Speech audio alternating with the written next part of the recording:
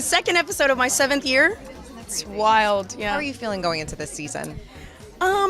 It's a little bit of it's a bag of emotions, because on the one hand, I'm dealing so much in my personal life, but on the other hand, I really missed my friends. You know, coming out of the pandemic, I didn't really get to see them very much.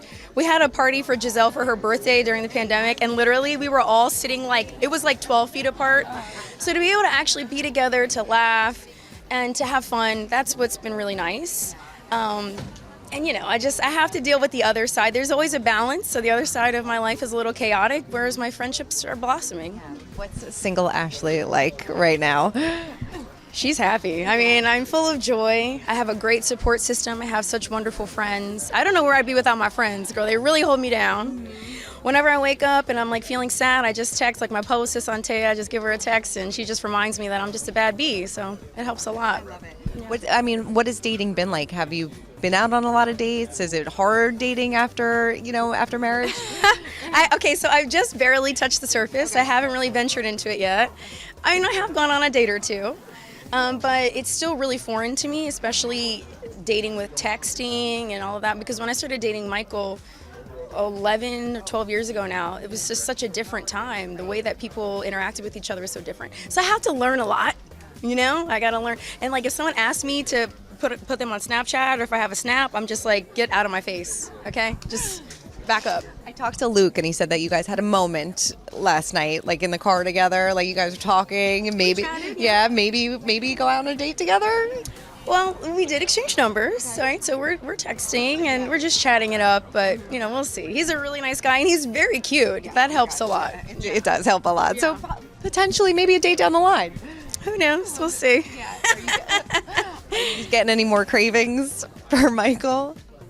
Are you not allowed to say coochie on your show? We could say coochie. Okay. Are you getting any more coochie cravings? I haven't had any coochie cravings for Michael lately. It's been a really long time. It's been almost a year since we've been together romantically, so I think that it's getting out of my system. I think he's also maybe dating someone, so it helps a lot for me to get over him knowing that he's getting under somebody else.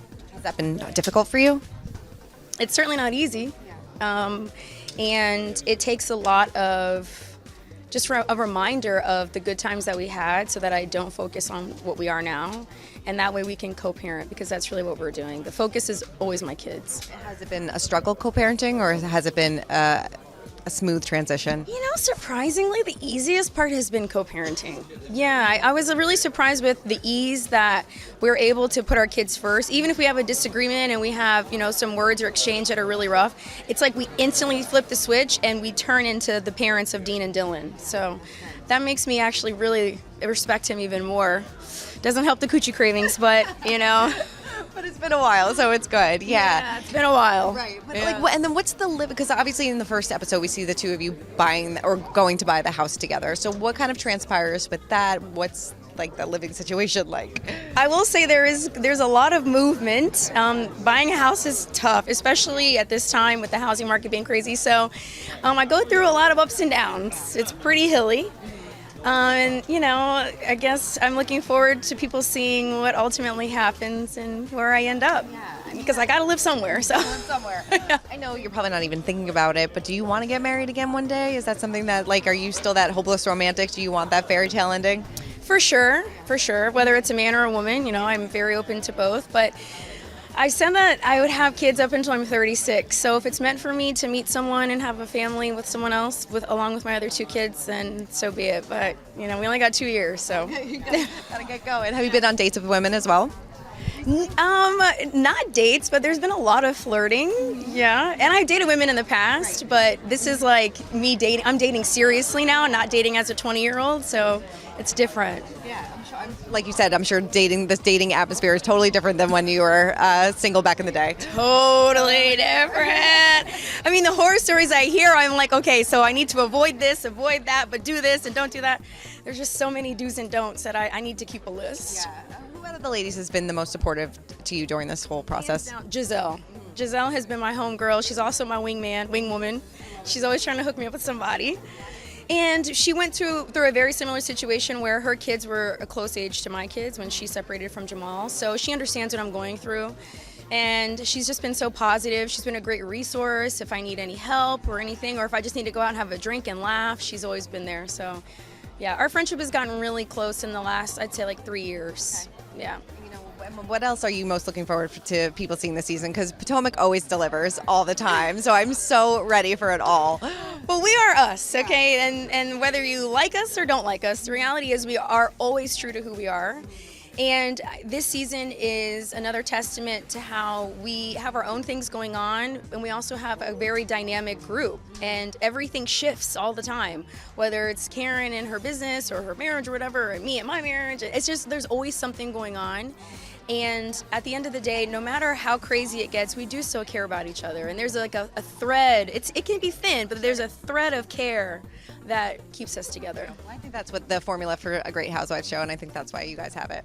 That's any friendship group. I mean, all my friends, even if I argue with them or don't like the decisions they make, I ultimately really care about their well-being. So I'm just doing what I do with all my other friends. Definitely. Yeah. Were there any, I think you were at the Legends Ball last night, right? Yeah. Was there any feuds that were brewing that you guys saw that you wanted to settle last night? Well, I had a little interaction with Vicky, yeah, and I feel like that got squashed. I just needed to get it off my chest, you know, because it was just a long time that I've been holding it in of how mean she was to me. And you know what's funny is I saw Vicky at Andy's baby shower, and she was so nice. She was like, hey, and she did, you know, but she was also in like this very hostess mode. So she was like, hi, how are you? Hi, how are you? Hi, how are you? And I was like, does this woman not remember what she did to me? So I was still holding on to it then, and it was just time for it to come out now. Yeah, but it's all good now? Oh yeah, I mean, I'm fine ultimately. I've been fine, but I just felt like it would be an opportunity for her to say, hey, sorry I did that. Because for me, like for example, for the Salt Lake City ladies, I would never treat any of them that way, even though they're a show that came on after us. I would never be that way to them. So I just want reciprocity, how you want to be treated. Yeah. Do you feel like you got that from her?